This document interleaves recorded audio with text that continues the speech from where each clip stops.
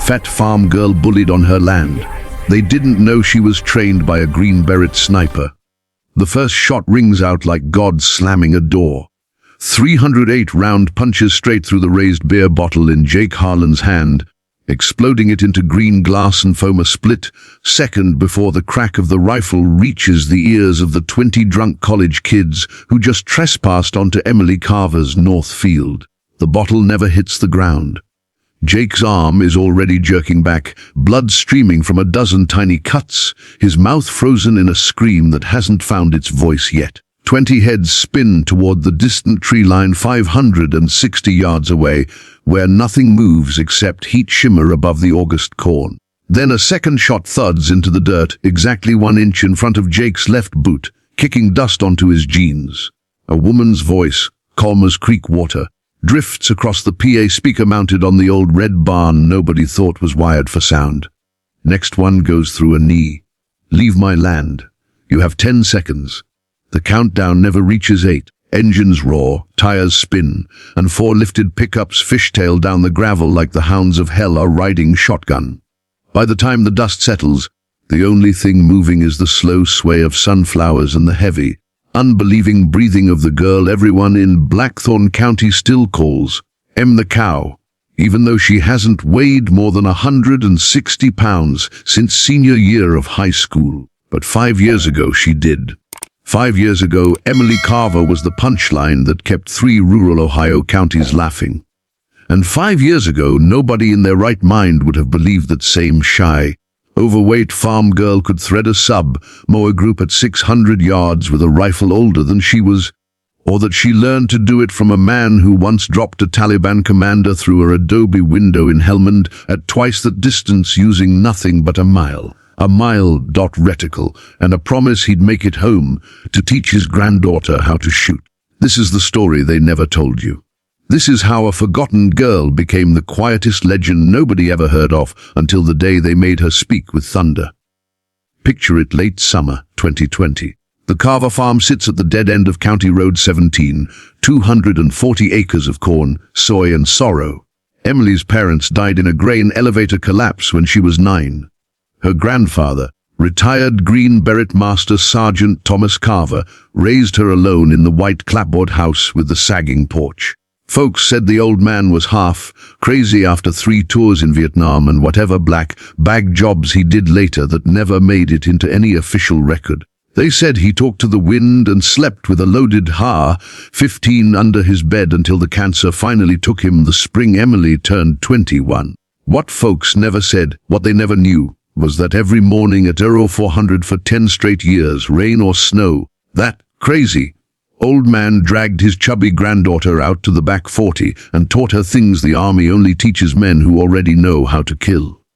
Breath control, trigger squeeze, wind calls across rolling Ohio farmland that read like desert mirage to anyone who'd seen both.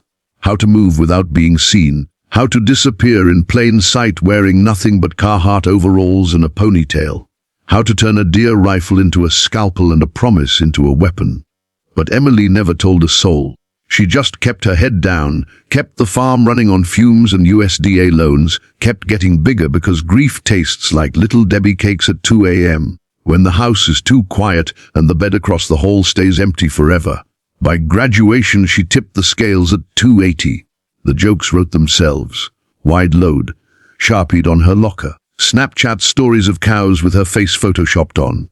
And the king of it all was Jake Harlan, quarterback, trust fund brat, future inheritor of the biggest land, developer daddy in the county, who cornered her behind the ag barn one day and told her if she ever wanted a boyfriend, she'd better start shopping in the barn for one, because no human male would touch that.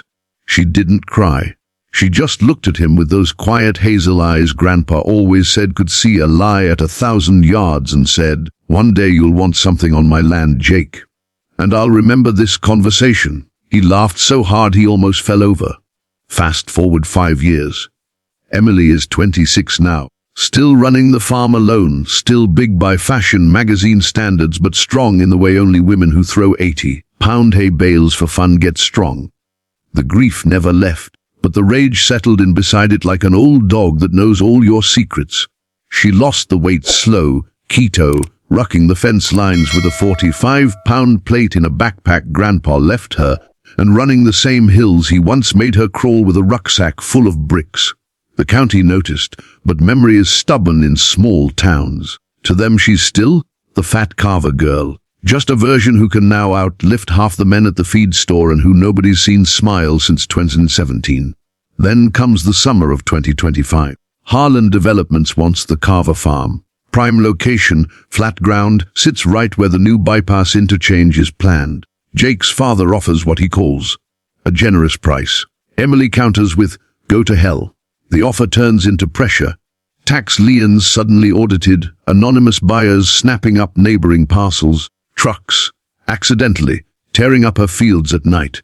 Then comes the night a dozen of Jake's old high school crew, now home from college, drunk on daddy's money and nostalgia, decide to throw a rager in her north field because Em's too fat and scared to do anything about it.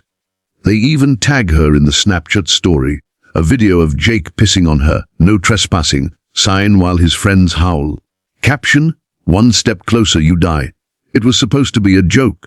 It stops being a joke the moment that first beer bottle explodes in Jake's hand. The camera on the barn, Grandpa installed it for coyotes, Emily upgraded it for worse predators. Catches everything in 4K. The way the pack freezes when they realize the voice on the speaker is hers, calm and country, soft with steel underneath. The way Jake tries to swagger, shouting, "You wouldn't dare shoot me, you fat," before the second round stitches dirt between his boots, and he finally understands distance doesn't matter when the girl holding the rifle can put 3 rounds inside a quarter at that range before he can even duck. They run. The video ends with Emily stepping out of the tree line in faded Carhartts and a tank top that shows arms carved from a decade of carrying the world, a weather-beaten Remington 700 riding easy in her hands like it was born there. She doesn't chase them. She just watches them go, then turns the camera toward herself for 1 second. No smile. Just a quiet, tell Jake his 10 seconds are up for the rest of his life. That clip hits TikTok at 3 a.m. By noon it's on every platform.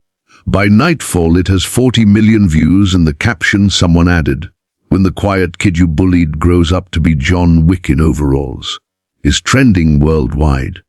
But that's only the beginning. Because Jake Harlan doesn't take losing well. 3 days later he comes back with his father's lawyer, 2 off-duty sheriff's deputies on daddy's payroll, and a court order claiming eminent domain in the public interest. They roll up the driveway at dawn like they already own the place. Emily meets them on the porch in the same overalls, same ponytail, same Remington resting against the swing where Grandpa used to sit cleaning his 1911. The lawyer starts reading the order. One of the deputies puts a hand on his taser and smirks, "Mom, you're gonna want to come peaceful." Emily lets him finish. Then she reaches into her pocket and pulls out a single photograph. Old Polaroid, edges curled. It shows a much younger Thomas Carver in jungle fatigues, arms slung around a grinning army captain with the name tape, Wickham. On the back in faded ink, "To Tom, thanks for keeping us alive. J. Wickham. First FGA, 1972. She lets them look, lets the silence stretch until the deputy's hand moves away from the taser. "My grandfather," she says, "taught me 2 things. First, how to shoot. Second, how to read the law better than any courthouse cowboy." That eminent domain claim expires the second the county admits Harlan Developments donated $2 million to the re-election campaign of the man who signed it, which I believe the FBI is already looking into, judging by the subpoena my phone just got. The lawyer goes pale. The deputies suddenly remember urgent business elsewhere. Jake tries one last time, steps out of his truck, face twisted the way it always got when referees made calls he didn't like. "You think you're hot shit now because you can shoot. You're still the same pathetic." Emily raises the rifle. Not at him, never breaking the 4 rules Grandpa drilled into her skull, but straight up at the sky and fires 1 round. The crack rolls across the fields like Judgment Day. Somewhere in the distance, a flock of crows explodes from the corn. Jake flinches so hard he stumbles. "That," she says, voice still soft, "was for every single time you made me hate the mirror. You don't get to hurt me anymore. You don't get to take what my family bled for. And if you ever step foot on this land again, I won't aim for the bottle." She lowers the rifle, meets his eyes, and for the first time in her life lets the smile come. Small, tired, but real. "Run, Jake." He does. The cameras catch that part too. The whole country watches the bully who thought he was untouchable turn and sprint for his truck like the devil's on his heels. They watch Emily Carver stand alone on her porch until the dust settles, then slowly, reverently, set the rifle down and walk inside to make coffee like any other morning. But it's not any other morning. By the end of the week, the governor personally kills the eminent domain grab. Harlan Development stock drops 12%. GoFundMe pages pop up overnight. Save the Carver farm. Thank you, Emily. And raise $3 million before she can even figure out how to turn them off. Veterans groups start showing up on weekends, old men in faded unit caps who heard about Tom Carver's granddaughter, and drive 6 hours just to shake her hand and leave casseroles on the porch. She never asked for any of it. She just wanted to be left alone. But sometimes the land chooses its own defenders. Sometimes the quiet ones are only quiet because they learned early that thunder speaks louder when nobody expects it. And on clear nights, when the corn is high and the wind moves through it like ghosts marching, folks swear if you drive past the Carver place slow enough you can see her out in the back 40. Tall, strong shadow in the moonlight, running the same shooting positions her grandfather taught her 30 years before she was born. One round, one breath, one heartbeat at a time, keeping the promise she never had to speak out loud. "This is my home. You want it? Come and take it." If you felt that fire in your chest watching a girl everyone wrote off stand up and draw a line in the dirt that nobody dared cross. If you believe the quiet ones sometimes carry the loudest hearts. Drop your thoughts in the comments. Have you ever been counted out and proved them wrong? Ever met someone who looked ordinary until the moment they weren't? Tell me your story. Hit that like button if you believe bullies should always lose in the end. Share this with someone who needs to remember they're stronger than the voices that tried to shrink them. And subscribe, because every week we're bringing you more true, style cinematic stories of regular people who became legends when the world pushed too far. Until next time, stay dangerous, stay kind, and never, ever forget some storms don't come with warning sirens. Some storms just wait until you step on the wrong piece of ground. See you in the next one.